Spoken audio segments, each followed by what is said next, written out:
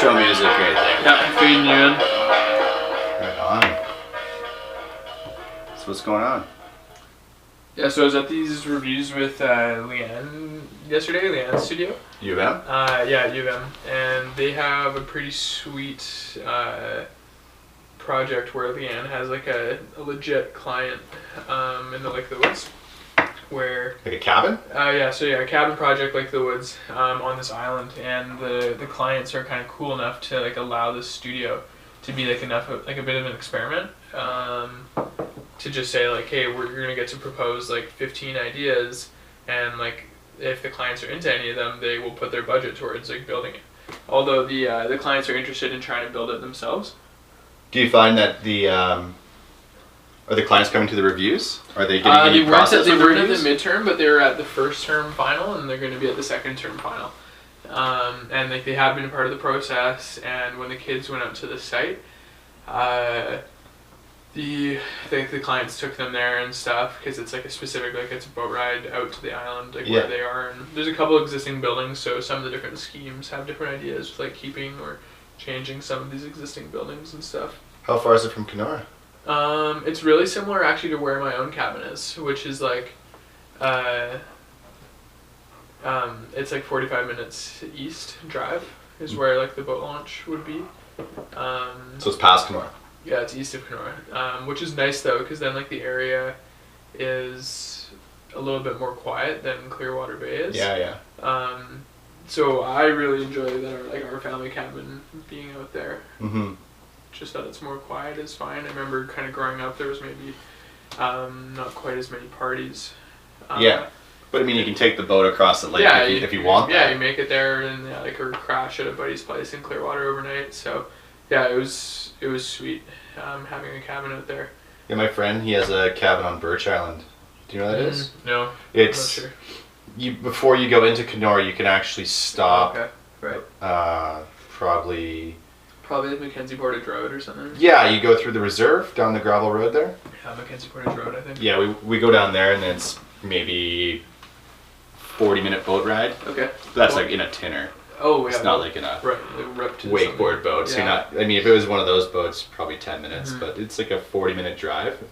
Its own island. It's 3 acres, something like that, divided into 6. Right. It's pretty cool. Yeah, that's sweet.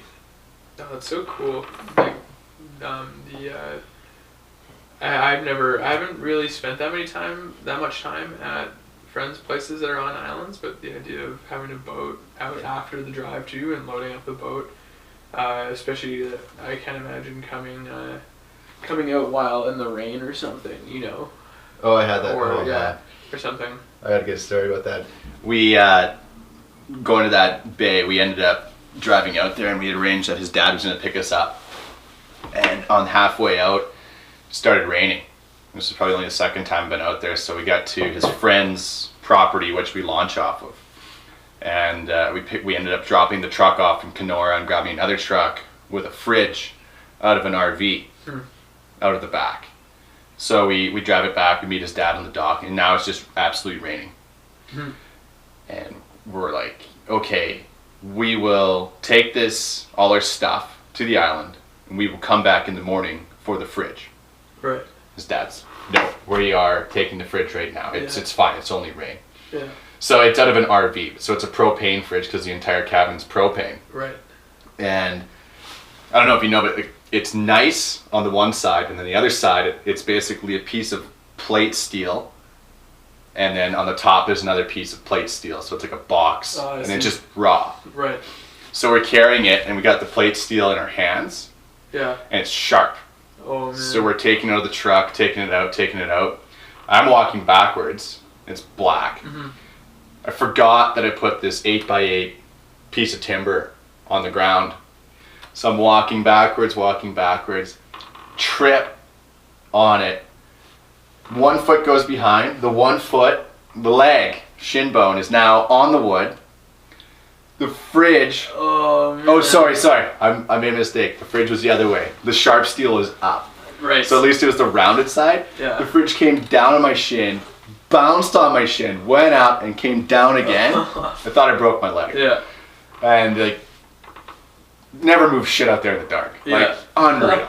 But yeah, no, otherwise than that, the fridge story, it's good. Other than having to carry a fridge across 45 minutes across the lake. And you just and then we get out there and put it in the tinner. Put it in the tinner. Yeah. And now I got like a half broken leg. Yeah.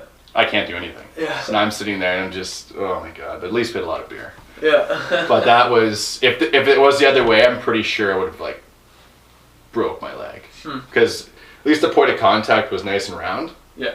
The other way was literally probably 5 mil thick. It would have just, would have broke my leg. Yeah, no kidding. That would have sucked.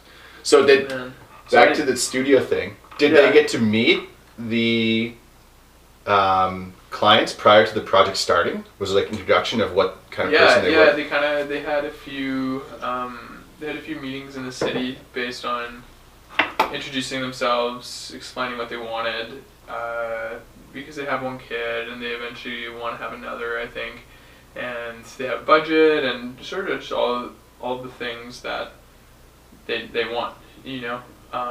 In the same way, sort of client meeting might happen in the same way, that you might not go out to their site until you know that the project's going to get landed. You want to become familiarized a little bit.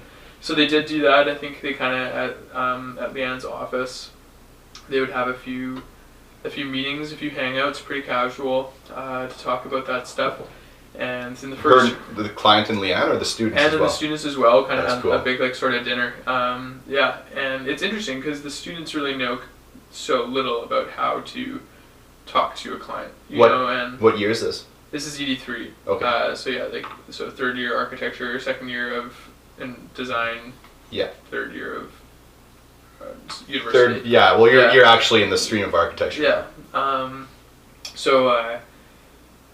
Anyway. And they have like a real budget where the clients are hoping that they're going to spend $50,000 on materials, and you have to consider it's out on an island, so how do you get materials there? And there are just so many real constraints that really I've never seen in a project while I was at school. Right. Which just made it so fascinating, and it was so interesting the way then that the crits had to respond to stuff, or what students were interested in, how do you bend those interests to this real project. Because it is a potential that you can build it. It's almost, Eduardo was at the crits and he kind of kept on saying to everyone, like, hey, come on, like, this is a competition. Yeah. You know, like, do you want to get your thing built or not? Like, yeah, no kidding. Yeah, you better step it up, or, okay, if you're not going to build it, this better be for you.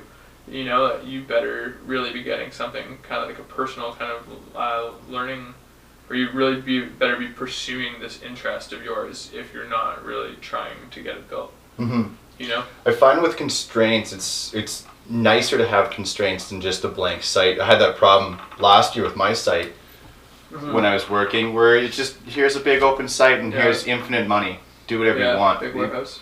I mean, you can do whatever you want. There's no real soul in the building. Whereas if you have constraints and you have a budget, I find the details of that project will be so much more fulfilled and more complex and more thought out. Because you're down to a certain space, you're down to a certain budget. There's someone you're actually trying to please. You can't just change the rules halfway through the game of your project to make your idea work, so you don't have to go back and change something. Yeah, absolutely. It's nice too. Yeah, and I think one of the sort of big paradox that was, or I guess actually, well, no, there's a few things, but it was interesting because there were sort of a couple types of projects. You might have the student that is interested, and it's a bit of a generalization, but you might have the student that's interested in the theory, and the response of the guest crits are, and also Leanne is, okay, so how do we ground this, or okay, you're kind of out in left field, do you even want to try to talk about something getting built? Because often those students were obviously intelligent that they're able to go there, but they wouldn't quite understand just how far away they are from sort of reality, or really like a complete idea, you know? What do you mean?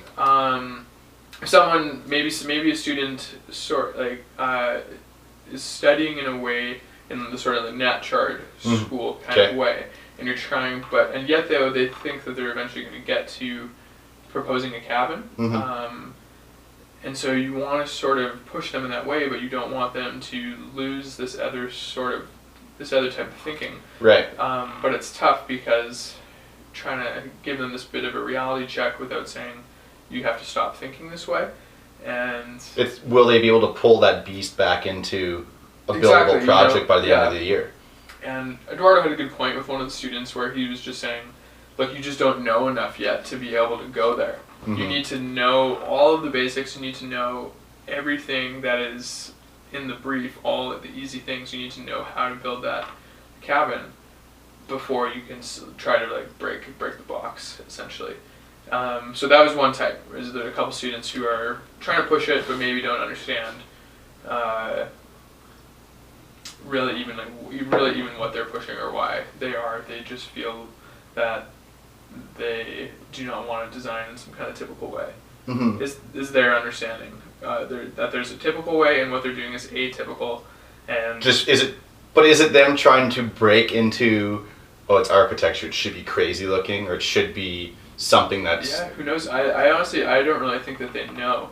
I think that there's probably a part of a few different things, and each student was probably a little bit different. Some, I think a lot of it has to do with just discrediting how hard designing something really amazing is. Yeah. Just sitting down at a desk and models and drawings in front of you and saying, I made this. And one of the guest critics kind of pointed out that often that theory can act as a sort of smoke and mirrors to really being able to propose anything at all. Mm-hmm. You know, saying, okay, I have all this theory, and yeah, okay, I realize, no, this isn't just a box. Remember all of my theory. It's a justified box. This justifies this, and it's interesting, and it's so interesting. It was so fascinating to kind of know. I think that I was there, at that I was the same student standing up, thinking that you knew so much more, and so aware of how little I know now, essentially. Mm-hmm. So anyway, that was the one type of project. But then on the other side, there was also the students who have a cabin up there on the wall, and you're kind of saying, yeah, like, we can build that. That's fine. It was almost too extreme. You wanted to combine an abstract student with a construction-based student, put them together. Yeah, and it's sort of this like super ultra safe project. And the thing is they don't even, unfortunately, it's even the safe students don't necessarily know the construction either. You know, they're being very safe about it, and everything they're doing is for the most part buildable. You could probably figure it out. You know, could probably spend the time to now figure it out with however much time they had left, but there's really no challenge in anything that they're proposing, or really nothing just really, like, you know, really exciting or whatever.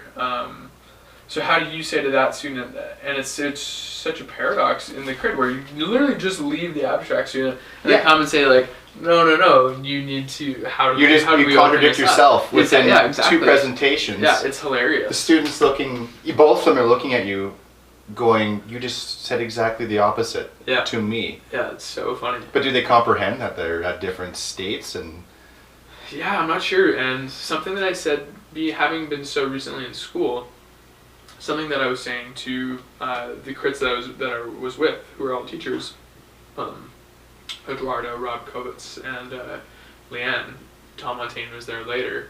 I think it's amazing how much students latch on to really any sentence that is said. And then they go for it. Yeah, and they go for it, and really that one sentence might establish an understanding and for the rest of their education until someone says otherwise. Yeah. You know, because what else are they drawing from? Mm-hmm. So if someone says, oh, you know what, like you just always start here with the project. If a student believes what that instructor just said, they are going to do that for the rest of their life. And it's so funny because it's such a weird circumstance, because instructors have 20 minutes to try to understand the student, to try to direct them for the rest of their design career, or for at least the next 4 or 5 months of their project. That's going to shape most of every research they're going to do and every design choice. Yeah. Oh, totally. I remember one time when I was in ED3, same like type, like the second term of ED3, exactly where the students were. it was maybe even less. It was 10 minutes following a midterm review, and I show Jay, not during a crit, but just at make. Oh, this is what I'm working on, and he said one thing, and it entirely changed the course. Just because it's like, just because Jay knows best. Right. And maybe I should have been a little bit more strong-willed or believed in what I was doing prior, but I entirely forgot what I was doing before and why I was doing it, and then tried to fit what this superior was telling me. You know? I found that when in university, trying to expose your project to as many crits or people elder than you benefited you mentally because it allowed you to sift through the comments. Whereas the structure that it is currently, if you're not willing to go and introduce yourself to a new prof or a new elder student, you're not going to be able to expand. You're almost like your crit horizon. Yeah. Whereas what you're saying right now is once... Jesus. It's a different kind of podcast all of a sudden. But having that influence from just one crit can change your project. The ability to take that crit and then compare it to what other people are telling you, I found so helpful. I did a series of interviews prior to starting my thesis. I interviewed with 10 local architects to understand what the hell an architectural thesis is. Right. Because some people say there's nothing there. It's just a thesis, get it done, forget everything you learned in school and come get a job and we'll teach you everything you need to know. Right. Whereas other firms or other people will tell you that this is something you can make your living off of. If you continue your thesis and make that a goal for your practice to study, and you can find a firm that aligns with what you study. Right. So I did these interviews, and I chose number 10 for at least to get a contrast of opinions. Right. And half of them were, do whatever you need to do and just get through and start applying for jobs. And the other were, it's funny, hey? This means something. Maybe you should put some effort into it. But none of them actually said that what topic you choose matters at all. It won't get you a better job. Right. It won't. So if you specialize in a lead affiliated program, you understand it. I mean, that could make it easier for you to get your lead license, but to get a job doesn't matter because they're going to be reteaching you everything in the working world compared to the school world anyways. Right. So I found it's the contrast of opinion became so important. Yeah, and then you had those interviews all with practicing architects, correct? Because then it's interesting because I would wonder because I'm sure academics would speak differently. 100% they would. You know? Because I'd say even then also a good example is Joe Kalturnik. It was actually kind of funny. I wonder if he watches this one day. But Joe said to me during the raw almond build, he was explaining some of the history of raw gallery, and then sort of said, like, because you know my thesis in the conversation, and I kind of was like, no, like, how would I ever know what your thesis was? You graduated like 10 years before I did, like, it's in the library. Just go find it. Yeah, right. Yeah. But at the same time, though, anyway, his thesis actually entirely pertains to what he's doing now in terms of an interest in temporary architecture, an interest in art galleries, and portable art and stuff, and so he's someone who's not necessarily an academic. It's making a business out of his thesis, and I think that's pretty sweet. Well, there's that threshold again. Are you working for someone else, or are you working for yourself? If you're working for yourself, there's no stopping that you can't live your life working for your thesis and make money and practice architecture, continue off your thesis. But I find that if you go practice for someone else, which is how the profession's structured anyways, if you want to get your license, you really have to be very particular on where you're going to work. Yeah. You have to find an office that kind of aligns or has the freedom for you to continue to study. There are some firms in the city that allow that, but a lot of them don't. It's more or less, let's get your hours, this is what we're doing, just show up and go to work. That's such an interesting point, that naturally the system forces you to work with someone else, which is fine, which makes sense. Well, it keeps the standard high. Yeah, I think totally nothing wrong with that. Apprenticeship makes sense. And yet the thesis is so self-driven and individual. There's really no correlation between those two ideas, and it's just how strange that we're not able to make all of those parties talk to one another somehow. It's just so weird that because how long have we been doing this for? I mean, we haven't figured it out, or a system may have worked at one point for a while and then we change it, and why did we change it? Or because obviously you can't have the same system straight from the 19th century to the 21st century, No. but it hasn't necessarily been that way, and we haven't figured it out now. It's more or less the only thing that's changed has been collecting your hours when you're still doing your masters and collecting your hours now just after your masters. Right. It's decreased in the amount of hours, but it just means you don't have to have a summer job working for a firm to get ahead.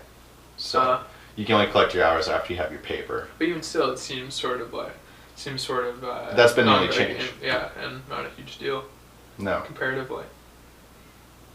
But the That's test interesting. the test is understandably good. It's more or less based off of your understanding of the practice more than it is questions and answers. So I know that's what keeps people from getting their license. If they're not ready, the test will tell you if you're not ready. Right. So it's important that you find, that going back to finding a job, if you want to portray to your thesis, it's equally as important that you can find an architect that you want to work with to collect hours, because it's not just logging the hours, it's the experience that you gain and the understanding of the practice that's not learned through a textbook or learned through doing. It's learned through the actual experience of being on a job site, Right. or understanding how to deal with a client if A happens with B. Then what? And that's what my understanding of the test is prior to running a test.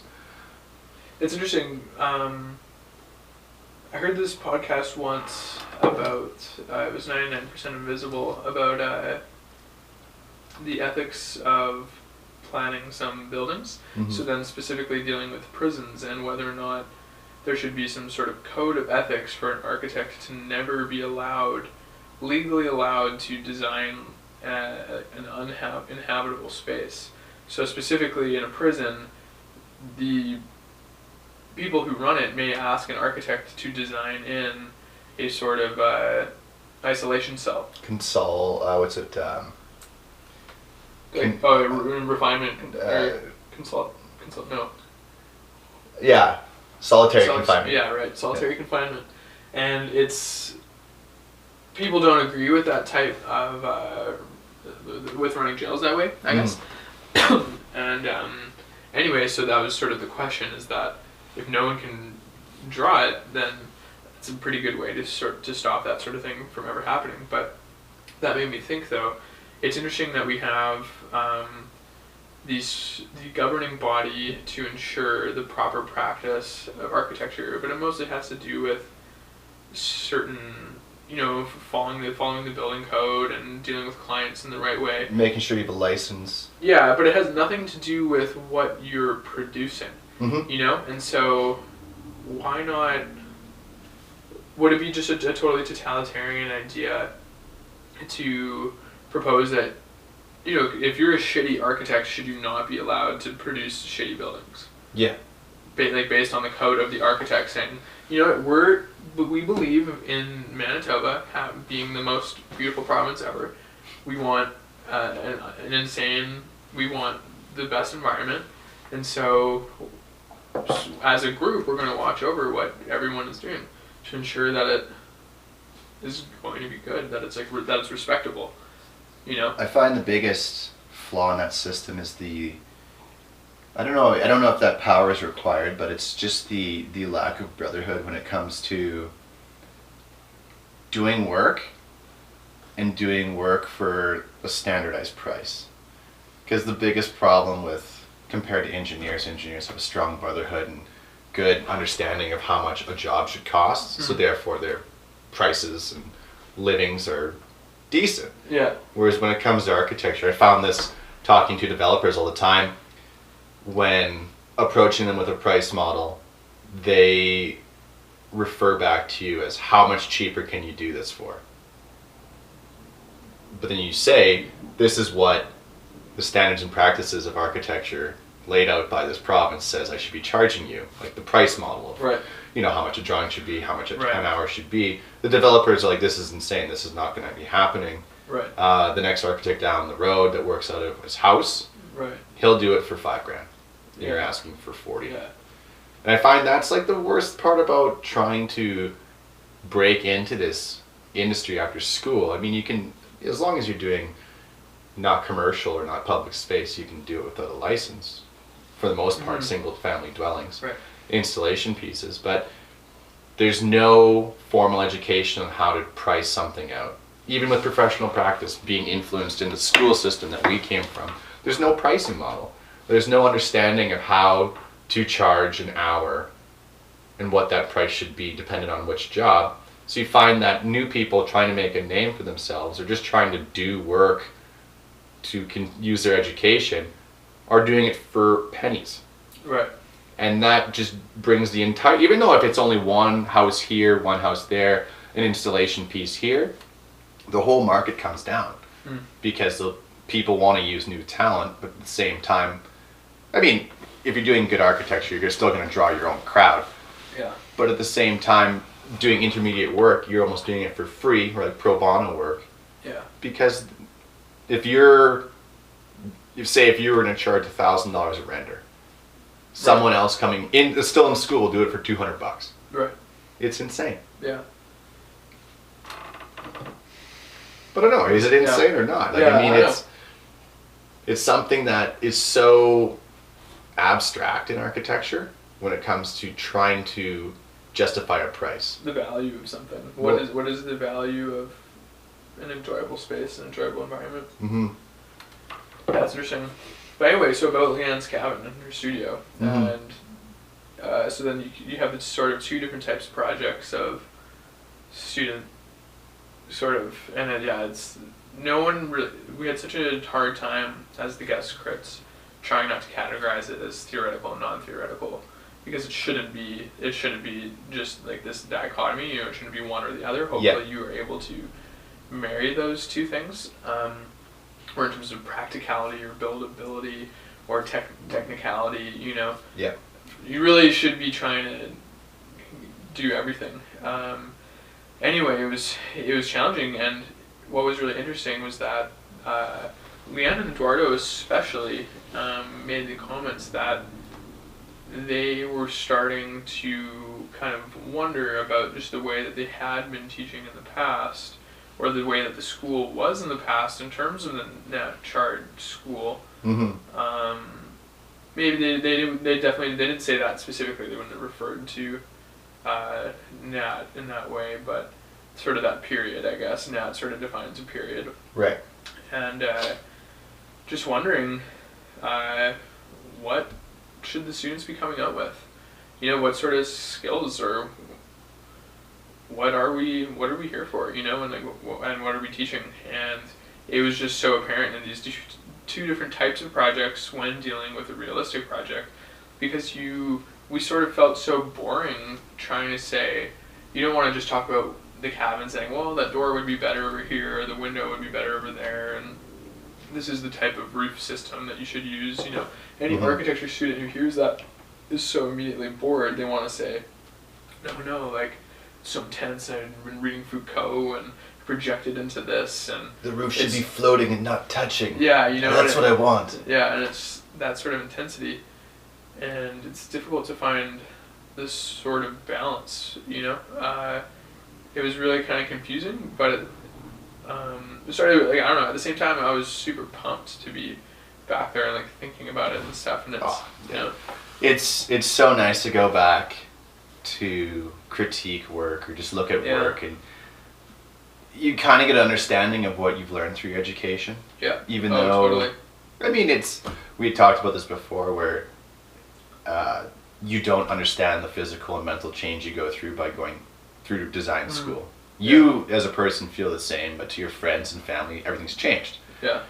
And that's the same way you can view a job too. It's the job. Well, I guess that's why finding a job's important. But it's interesting to go back. Well, a job, so because the importance of the job would be it's going to continue to shape you as you continue. But going back to school, you get to see these kids or students that are not yet shaped and they're going through the process, and you can see where their work is going to go, and you already know the next move. You know what they're going to do. Right. You're like, oh yeah, okay, well, you do that and figure out the mistake. Yeah. But it's nice to have that refreshing to see if the school's producing new work or if it's producing the same work.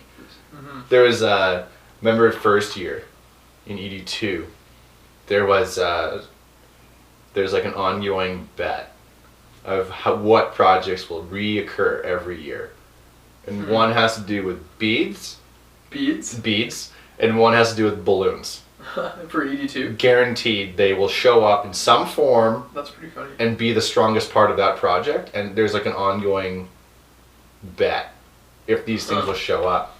But it's a good thing and a bad thing, because you don't want the same project showing up. I mean, if you get like 4 or 5 students creating very unique projects, that's great. Yeah. But as a whole, the student body should be creating a new morphing understanding of architecture if the school is progressing in any way. Yeah. Did you feel when you went back that it was different from last year or like 2 years ago from... Oh, no, not necessarily. And I think... Or what was Leanne saying about it? Well, I think Leanne has definitely progressed. Yeah, definitely has progressed as an instructor since I had her, in terms of just the way that she's trying to get at what she's trying to get at. Yeah. You know, and it's so important that she's a practicing architect. And teaching. And teaching. Yeah. Like, I don't think that she would have the same critical view of her studio if she was not practicing. And that's something that Jay really pushes for as well, is to have more practicing architects teaching at the school, because they have something to refer to, you know? And Leanne is able to criticize her own practice, wonder how we should be thinking about architecture in the 21st century, and then what that means for how students should be educated and what's important, you know? And so... Was it based on what they should be educated in for general understanding of how to form architecture, or what you would need to get a job after school?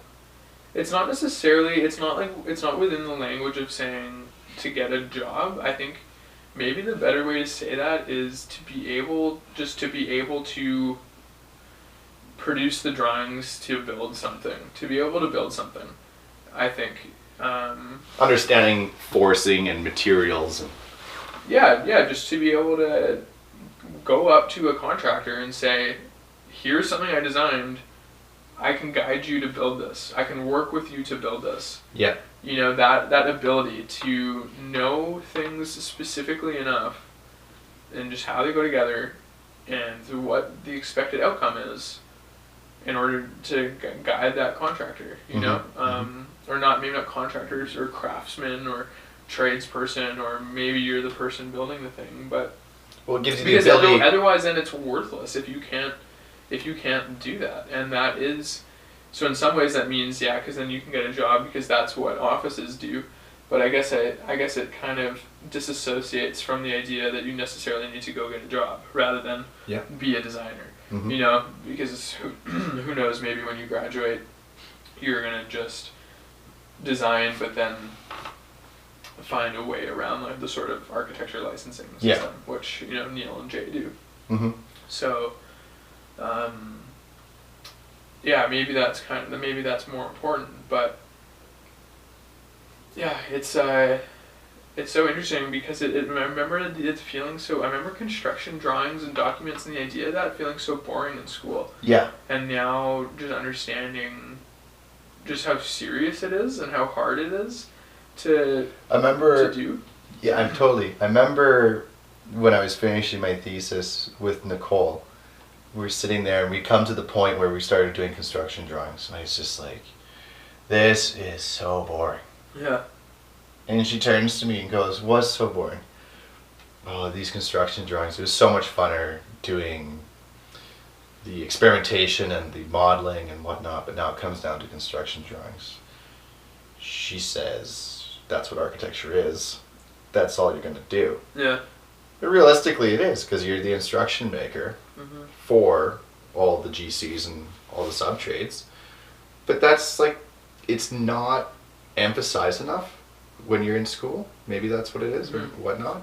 And the there's that magazine called Detail, Mm-hmm. where it shows, all it does is show the specific Mm-hmm. details and the Oh, new yeah. new ways of connecting a certain material. That should be one of the most key things you're taught, is try to figure out a new way to make this better. Mm-hmm. If you do that, you have a better understanding straight off the hop of how things go together, and you know if it's not going to work. Mm-hmm. By looking at that, going, okay, that roof's not going to work with this roof because there's no way you can attach those two together. Mm-hmm. And the drainage on that's just not going to work. Mm-hmm.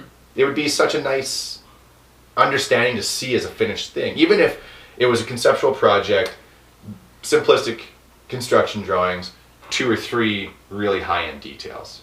Yeah, because then the goal should be the real thing, essentially. Is there anything better if you're talking about someone wants to say that their theoretical idea is somehow superior to knowing how to carry something out? Mm-hmm. But if your representation of the real thing is not going to be better, or it's like, what is it going to be in reality? Okay, it's great that you've thought about this thing generally. Now just we need to learn how to bring it into the world. Yep. You know, so it doesn't matter if you're Peter Eisenman or Zaha Hadid doing the craziest things conceptually. How do you bring that concept into realizing it? You know, because then if students can then if they were if they were a part of designing and building something that is then in front of them that they get to experience, all of that work that may seem boring before, you just understand how worth it is for the outcome, because there's nothing like the experience of being in something that you've designed and is now built. I totally agree. It's also really nice to have someone be able to take your plans, build it with minimal revisions. Yeah, hopefully that goes over as well as possible, you know, and hopefully that relationship between builder and architect is like a friendly one, not like, fuck this architect, he's such an idiot, you know, hopefully that's not the case, but we're not necessarily making it any easier for ourselves by just maybe we don't know what we're talking about sometimes. Maybe we should. Maybe when we kind of talk about that sort of fight between contractors and engineers and architects, maybe we're just not doing our job and understanding what we need to understand. Or maybe there needs to be better integration. Right, yeah. Earlier integration of certain expertise into a job to figure out, we can figure this out once it comes to it. Mm-hmm. Or we can do this or do that. But actually figure it out prior to the problem occurring. Mm-hmm. Would be so much more beneficial. And also to have the additional insight. That goes back to almost the reviews of bringing in more people to help you in the initial design to figure something out. So if it's a wood timber building, bring in a carpenter to help you understand exactly. it. Yeah, and that's more than I remember being in ED4 and being told to stop reinventing the wheel for every piece of material you touch. Right. Oh yeah. Go to the manufacturer's site and send them an email of how this goes together or the possibilities of modifying this. Yeah. Base your design off of that. Yeah. Don't reinvent the truss. The truss is already invented. Use the materials available and assemble them in a new way. Yeah. Don't. Totally. Yeah, no, absolutely. And there was one project that I saw yesterday that reminded me of that so specifically, where it was a student who I'm not going to describe the person, but they had a sort of pretty crazy form that they were going for, but it wasn't impossible. It wasn't really that ridiculous. It was definitely different than most of the other cabins they were looking at. It was a sort of it was kind of a more complicated version of an A-frame, maybe. And seriously, if somebody was able to pull off building whatever the student had modeled with cardboard that definitely could not stand up the way that she had proposed it, if someone actually did it, it would be in Dezeen, it would be published, like Santiago Calatrava, the architect, that could be in his office if it was actually really intelligently done. But there's just clearly such little respect for the possibility of something being a reality. You kind of want to say to that student, like, look, you're going to be out of school in a year and a half, wouldn't it be amazing that you could build that? Wouldn't it be better? You know, but you need to do the work, you need to understand, or you need to talk to the right people to say, or to start to develop that knowledge base to actually be able to do these things, rather than cut triangles out of cardboard and they accidentally come together in a nice way. Yeah. You know, and it's just such a different process. And it's so much more of a reality once you come out and you say, like, oh, actually, like, I only really know so much about wood framing or something, or really any kind of construction. I actually, like, even though it seems like some of these architects who are phenomenal just sort of burp out these crazy ideas, could I actually do that? Could I actually know how to tell someone how to build that thing? No, not even a little bit, you know? And why? Why don't I? Good question. And just because I know I probably didn't really care about that much while I was in school, and it wasn't really kind of cool or sexy to know that stuff. Well, it's the lack of understanding of the importance of a construction drawing. But when you're done school, like, I found I had a way better understanding when I was done my master's of the importance and the beautiful simplicity of a nice drawing. A nice, like, detailed wall drawing. And then having that critique on the wall assembly itself. Going, look, I put an extra piece of insulation here and here. It's reducing this, and this. Yeah, what does that like, that's amazing. Why don't even we imply this right now? It's just, that's what it's I remember one of my advisors said that you should take advantage of pushing everything and stop. To an extent, stop being so realistic with things, because it's the only time that you get to sit. It's like a luxury. You get to sit and think. Absolutely. And there's nothing else to do. Just sit and think. And realize when you change your perspective and you start to do that, you become so much more creative. Oh, totally. You understand the possibilities of, okay, well, I can stay here for 20 hours a day, and no one is going to say anything about it. Or whatever. And you just do research. You get to have a better understanding. Push it. Pure R&D. Heard someone say that recently. Like, it's so amazing that that's what school is, you know. And even I'm barely even out. I still know that I don't know anything, but I feel like I know so much more than I did a year ago being in school. Oh yeah. You know, it's crazy. It's crazy that going through. So think if you're going through the motions in studio. Okay, I got to get this project done. I gotta get these things done. This is the deadline. This is the presentation. Again, it goes back to the transformation, the unaware transformation of an architecture student.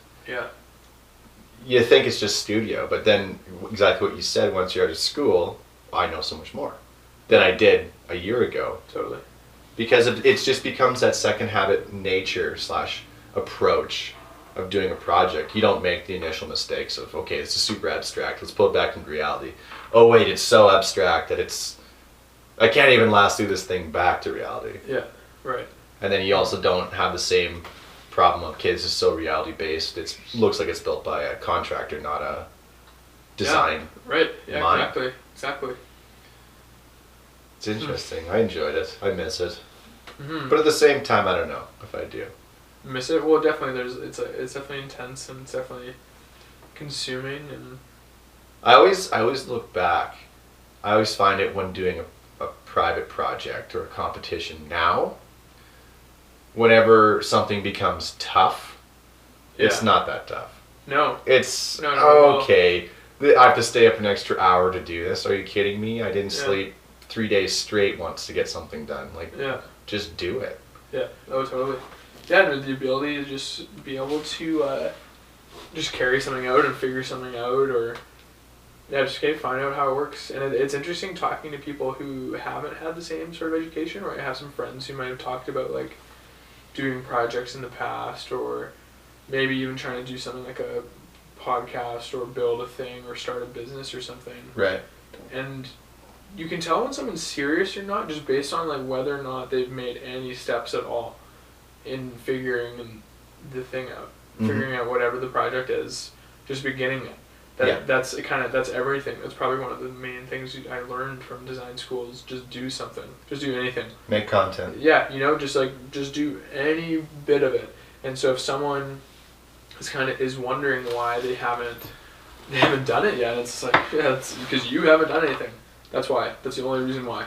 Don't expect anything to happen if you're not going to put the time in. Exactly. I heard a good quote from a guy I follow, and he said, design school taught me this too. That's what deadlines teach you, is the good enough rule. It's not perfect. It's good enough, but it's done, and you go to the next thing and get that done, good enough. But that's better than the last thing you did because you learned something from it. That stagnant project that never gets done is the worst cancer for your mind. Because it's always that thing where you feel guilty you should be doing instead of relaxing or going on to the next project. It's the worst. Right. No, that's so true. But in design school, you just get it done. Yeah. Okay, well, this render looks like shit. But you know what? It's due tomorrow. I'll render it 3 more times tonight. And it's just what it is. Yeah. Done. Yeah. But after that review, you're not much better of a renderer. But you're better a renderer, but it's done. You're not going to do it anymore. If there was no deadline, you'd be rendering it for weeks. Right. Yeah. To get where? Yes. You're going to get the same response. Right. Because to you, it's not perfect, but to everyone else, it's a new piece of content. That's like initial, wow, what is this? Right. This is interesting. This is neat. This is new. Yeah, or it exists at least. Well, it exists, and by the time people are reviewing it or whatever, you're already on the project too. Right. And it's just that content machine. Right. I mean, you don't want to be making complete garbage. Yeah. But at the same time... Yeah, it's definitely a balance. How do you maintain quality while doing that, you know? I think there's an importance too. It comes to what you're saying about being involved with people at businesses or even like a podcast or just creating something. Stay connected. If you don't stay connected to people that are like-minded in the same education or same field of design or creativity, the world keeps progressing. Right. And you just stop. You're on pause. So, I mean, if you're on pause and the world's continuing, you're actually going in reverse. Right. And I found that was happening to me in the last 2 months, just not producing enough stuff. Working, making a living, but at the same time, the creative production was at almost a standstill. And I was beginning to forget, you come back from the summer and you forget a software over the summer and you start school again, you're like, oh, okay, how do I do this again? Right. I was getting that perspective in my own life where, okay, I haven't used this program in so long, and the creative mind starts to just like turn off in a way. So I found that I had to find outlets to make more creative things in my life to continue that progression. Yeah. Otherwise your education of like what I learned and what you learned, if you don't do anything with it, that's the education of a year ago, and that's maybe not relevant anymore. Remember in mid-thesis I started like beginning to look into jobs and somewhere to work and what the time limit would be. And my advisor is saying that you have 5 years to find a job. That is going to be your job for the next 5 or 10 years. Right. Because if you do not find a career, so say like you have a 5-year window. In that 5-year window, you can get hired, you can get fired, you can switch around. You got to find an office that's you. And if you have your license or no license by then, or you're working on your license, that's fine. But as long as you have your office that you want to be part of, that's going to shape you into the architect that you want to be or the designer you want to be, you're good. But if you're still floating around and trying to find an office after 5 years, you might as well go back and do your PhD or your master's. Because the education that you graduated with and that you're applying to a prospective office is no longer relevant. Right. And the graduates that are now you're competing with, even though you have work experience, are more relevant. Yeah. So say if it's more digital realm or more 3D interactive design, whatever it is. 5 years is a long time in our field. Yeah. And if you don't have your office that's going to be your home for at least until you start your own office, or is this going to be your retirement office, doesn't really matter. Right. But you have 5 years. I thought that was very interesting. Yeah. Because relevance and staying connected is so important. And even with friends that weren't in school when I was still in school, like when we were still in school, they were saying there's a disattachment when you're working in the field of architecture. More so than you feel when you're in architecture school, because at least you're given dates and titles of when to show up somewhere, or there's a certain event or someone speaking. Right. But my understanding is in this city, there's such a lack of communication between the profession, unless you're like on the in Right. of the field, that the office has almost become self-contained. Right. Unless there's people in your office that are putting on the show or whatnot, there's not really a good community of expansion. There's not more people that are interested in what we do coming into Right. these events or coming into these. Yeah. It's so interesting. I feel like that's one of the reasons why the idea of doing the podcast and the idea of trying to use this as a way to figure some things out, and why I'm so interested in that is because just watching the snowboarding video before starting this today, it's just so easy for that culture somehow to seem genuine and to just produce, Snowboarding. Snowboarding, yeah, say it as a culture, and then the music can come out of it. That dude can paint. Fashion comes out of it.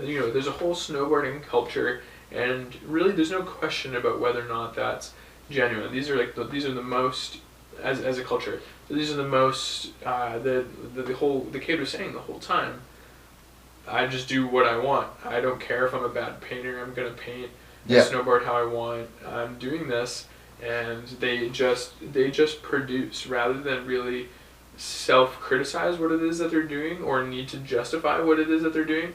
They just do things, and man, would I love to be just at their party, at their hangout, right? Talk to them and be a part of that culture. Whereas architecture can't seem to figure that out. There's no fashion that's going to come out of architecture. Fashion comes out of music. Sure it is. Fashion comes it's out all of black. Yeah, I guess, right? Yeah, exactly, right? That's really that's representative of our culture, I guess. But no fashion comes out of it. No other culture seems to get generated from architecture. Why is that? Why is it? That's the thing that I think has fascinated me for a long time. Is just why does it not seem to be able to engage the public like really every other cultural field? Influence the public in a way. Yeah, I got a good perspective then. Snowboarding still has that brutish physical aspect where you're looking at the snowboarder and he says, I don't really care what everyone thinks. I'm going to paint and do whatever. If anyone questions him, he'll be, fuck it, watch this. And he'll go throw like a backside 720 off a cliff. Right. Be like, better me. Yeah. Good, you can't, you don't even mean anything to me. Yeah. So then what would be the physical muscle of an architect? Right. And you need someone to pay you as an architect. Although that being said, that kid needed to get paid in order to be in that video. Of course he did. But it still has that, it's like that, it's a professional athlete thing where you still can rely on a physical force. Right. Like me personally, I'm going to go get better physically at doing this. Architect, Right. I'm going to become better at doing architecture and better designer and more efficient at designing. But what is that backside 720 off a cliff for an architect? Yeah. Like you can't just be like... exactly. It's so much less immediate. You don't want to boast and be like, that's my building, that's my building, that's my building, let's go check out my buildings. Yeah, socially it's not as immediate. Yeah, but like how can the design community have that physical in... Right. Quotes. Or in the same way a musician can sing, like play one chord, or and even a painter can do a sketch or something. Designers don't really have that. It's much more visceral. And it's like socially removed because you can architecture is socially removed, or the process of creating. Yes. It's so it's not an audience based. And it's so slow. Sport. Yeah. You could say, because musician can do a show. Yeah. Snowboarding has X Games. Yeah. A painter can do a live piece. You could have a live design crit. I don't know how well it would go. Yeah, and it just somehow it's like how is it not sexy or whatever, Celebrated. It's so funny, and I understand why. I understand why people can't get into it because of the way that it's talked about. Do you think it's too high? It's just it's so highbrow, right? But at the same time, remember the Dutch embassy building in Berlin? Yeah. And at the end of the path is a conference room that cantilevers over the courtyard. Yeah. And there's a lot of theory that goes into the building that would not be interesting to some people about some of the views and the way that it wraps, and it's like a social incubator and whatever. But at the end, that cantilevering box, all that Rem says about it is that it's an icebreaker for the meeting. Yeah. You know, you're gonna have a meeting in this conference room, and check this it's a out. crazy space. Yeah. Yeah. And it's so much of me. I remember I really couldn't decide if I was into that or not, and I think, hey, like I guess if people built it and there was, you know, as long as there was really nothing that kind of went wrong in the production of that thing, then great. You know, if it's exciting, it's exciting, and you don't really need anything else to justify it. And that's the thing, is that you always need to be able to justify these things. Mm-hmm.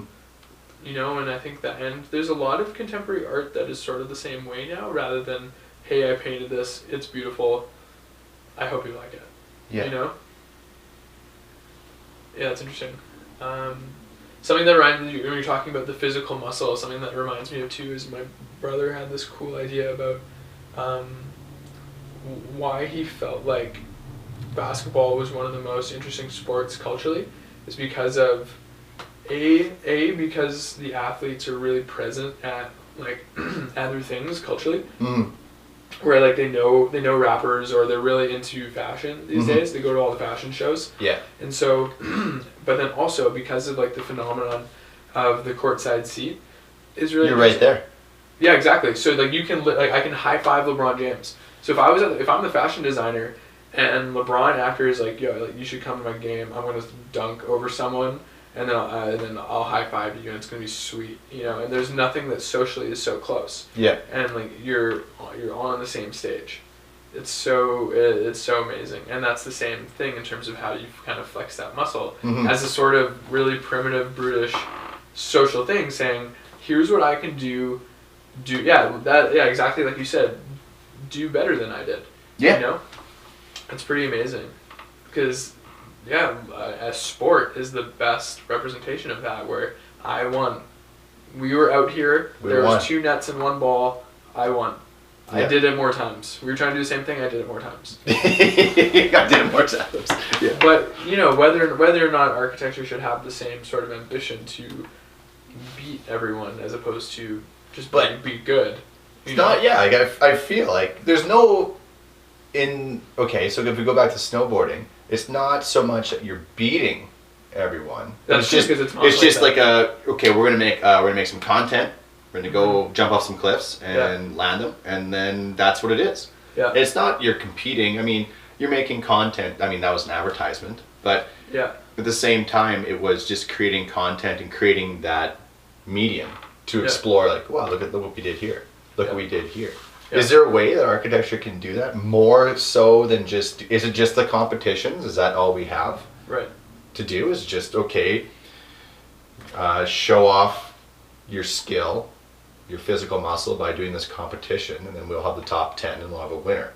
Right. But still, if you don't go to that exhibition or the awards ceremony or the public viewing, socially, if you're not in the field, you're never going to know about it. You're never going to show up. Right. It kind of goes back to the idea when we were talking about year-end review. Why is it at the U of M? Why wouldn't it be in a social space downtown to showcase the education system of the city? Yeah. Because you've done presentations in public spaces. Who's at that one? I've never done it.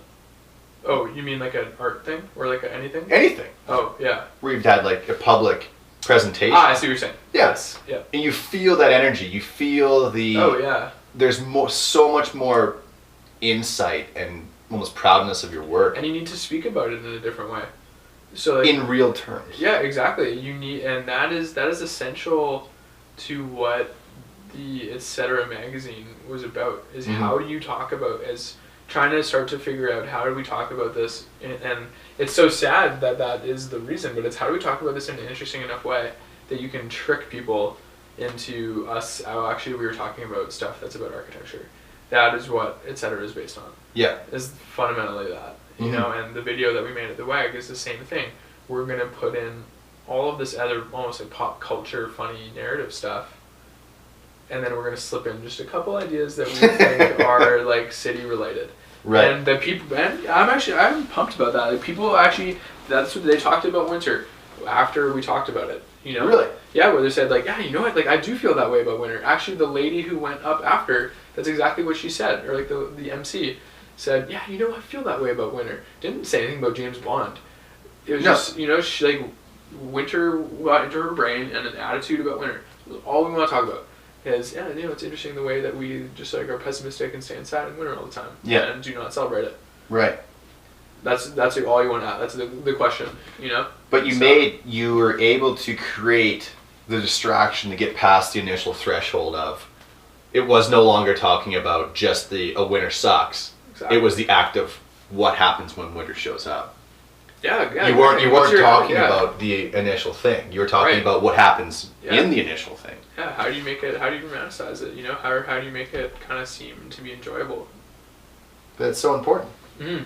I think that's the bridge that has to be crossed when it comes to enabling architecture to be socially acceptable in the general public. Is you get them to start talking about a different aspect than the actual architecture itself. Yeah. Be like, this building, sure. I hate this building. Yeah. Because of this and this. Mm-hmm. That has no value. Mm-hmm. Whereas when the person comes in the building, they go, this is a cool space. Mm-hmm. They're already past the building. They're into the actual understanding or the opinion. I don't even care if they like it or hate it. It's more the opinion they have on the actual creation of this, not just the general initial input. Oh, this sucks. Mm-hmm. Or that's so stupid. Maybe what it kind of like what opportunities it like affords. You know, like maybe they don't even say the building. Maybe they say like, hey, it's like, or like, hey, maybe say like in the REM building where he tries to encourage people that they're gonna interact in the hallway. You know, he's gonna try to force as many different people to have some kind of social interaction in a hallway. They're not gonna say, hey, like, isn't this hallway great? Yeah. They're gonna say like they're gonna just have that interaction. It's just gonna happen. He's producing the stage for that happening, and that's the sweet part. And I guess then hopefully you're making an interesting enough environment or atmosphere for that thing to take place. Mm-hmm. But it's kind of, there's sort of two parts. You know, you have to produce the conditions in order for that thing to have happened, but also then set the stage and attract the people to show up. Yeah, exactly. Oh, that's good. That's real good. Yeah, I guess I didn't really ever finish much about Leanne's studio, but looping it back. Yeah, I know. But it's kind of, it all had to do with what I think we were talking about is sort of finding this balance or something. But I'm really curious to see where they end up, especially sort of if the projects were on different ends of a spectrum, where they kind of end up going. I think I know that just because, you know, a certain percentage of students really are going to push it, you kind of know certain students will, okay, I can probably expect just like a more finished version of what you're doing right now. Mm-hmm. Whereas another student really might do a 180 in this period. Well, you're intrigued the because midterm's a long time. Mm-hmm. Midterm's a really long time, considering what I know we did then. Is this project a year-long project? They just started at the end of this first term. They did the typical sectioning project, so your hockey glove project. Right. And then they would have started it with maybe like a month to go, I think, in the first term. Prior to Christmas break? Yeah. Yeah. So do you feel that a lot of students, you're still interested in their projects because you don't know where the project is going to go? If it's going to come back at all to reality? There weren't a whole lot of crazy ones. There's a lot of really interesting opportunities. Yeah. And you hope that they can realize those opportunities. Are you going to get another chance to go to the crib? Do like a safe check prior to the final project? I don't know if I will. I just was there as a guest crit. Right. I'm not like a TA or anything. Yeah. I really want to go back to the crits because I just had so much fun yesterday doing it. But I would think so. It's definitely so hard as an instructor because you don't want to. You can really see how aware they are, how like aware Leanne is, just of where every student is, what they need to do differently. But you can't feed it to them. There's just no point. If you feed it to them, they're not going to learn anything. Yeah, exactly. Because then they just carry out that thing.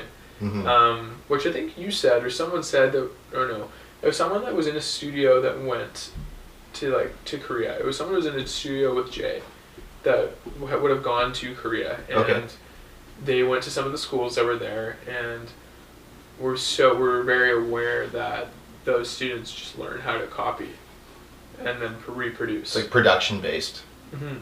So that's like what you don't want to do. Yeah. You know, where we gave one of these students, all of a sudden we realized an opportunity in her project that she hadn't considered before, where her roof came really close to the ground, and so everyone else was, all the instructors were saying, like, look, like, people can hang out there. You know, like, you can use that roofscape as a hangout spot, you know. Maybe underneath or on top? On top of it, you know, like maybe, well, I don't know what material, she hadn't considered what material she's going to finish it in. It's kind of, why are you not decking it? Why are you not making that a staircase where that's now the best hangout spot? Maybe like an outdoor loft almost. Yeah, exactly. And something that no one has ever done in Lake of the Woods before, and it would be amazing.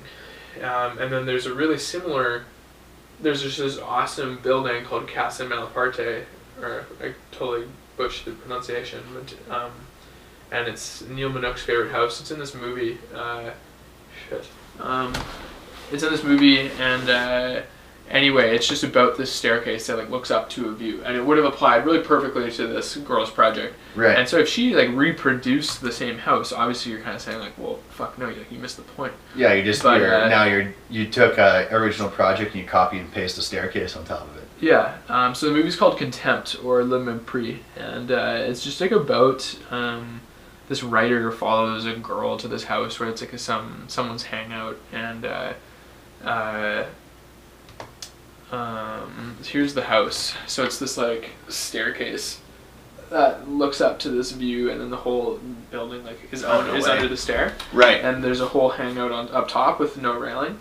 So it's just the most intense view basically, and that thing on top is this sort of windbreak to hang out beneath. Yeah.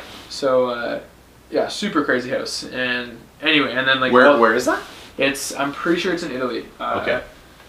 I'll find out quickly. I think it's off of like the island of Capri or something. Right. And yeah, anyway, so yeah, then if that student just kind of reproduced the same thing, then it's pointless. But you want them to kind of understand. You need to just have this huge collection of all these precedents in order to just even know what's possible, I guess. Mm-hmm.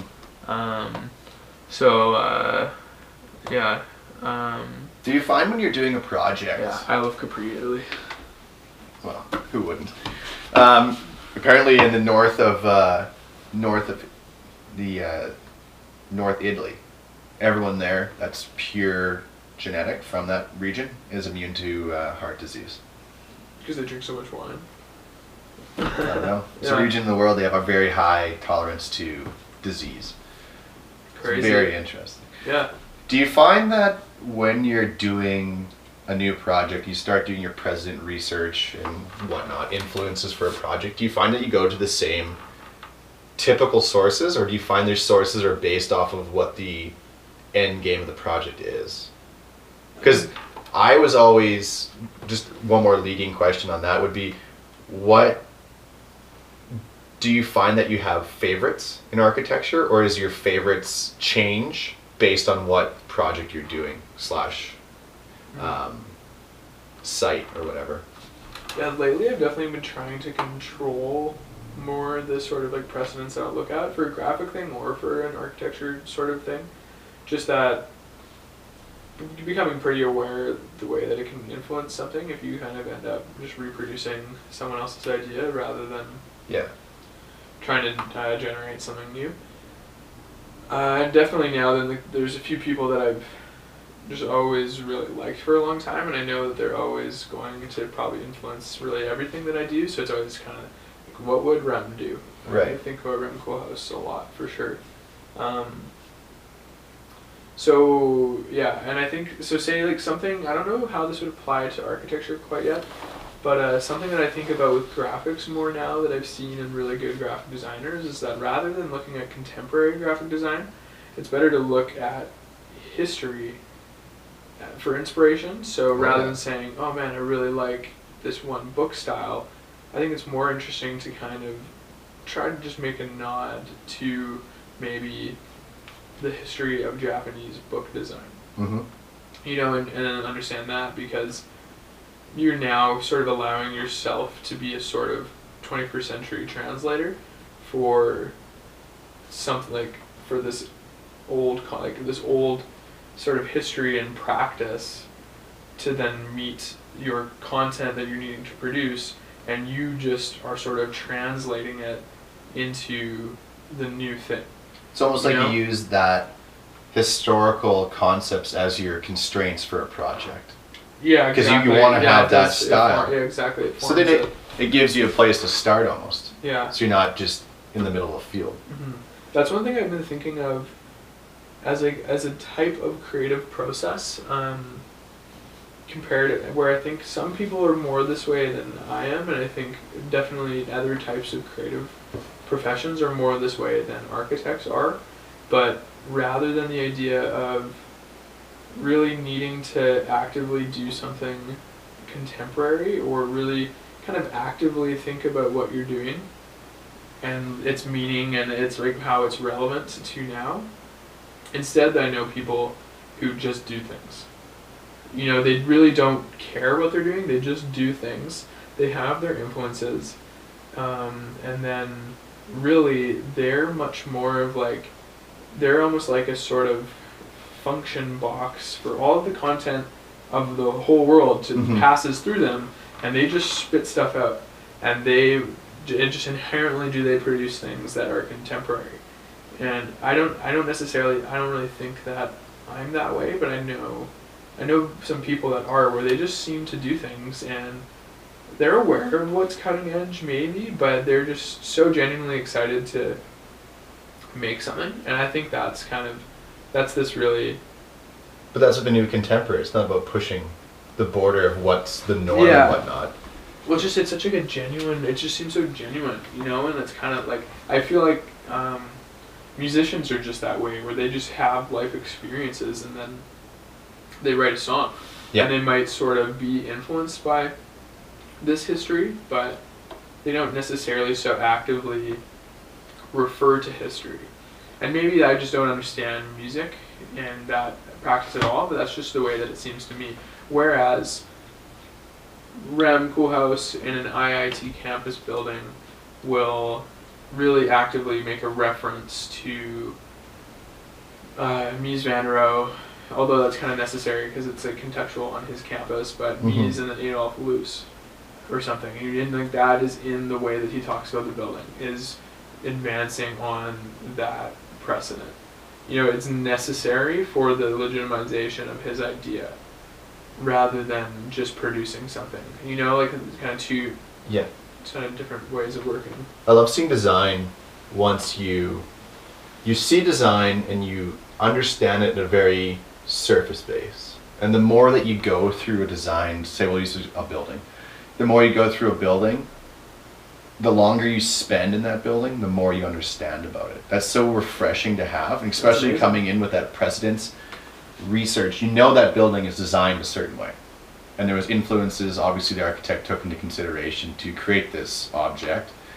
But once you go in there and you start, say if it's like a new building and there's information, or you've done the research on the building, to have those like almost aha moments where you see a detail, you recognize it, and then you read up on it and you see the precedence in the detail. Right. Oh, this is so genius. Yeah.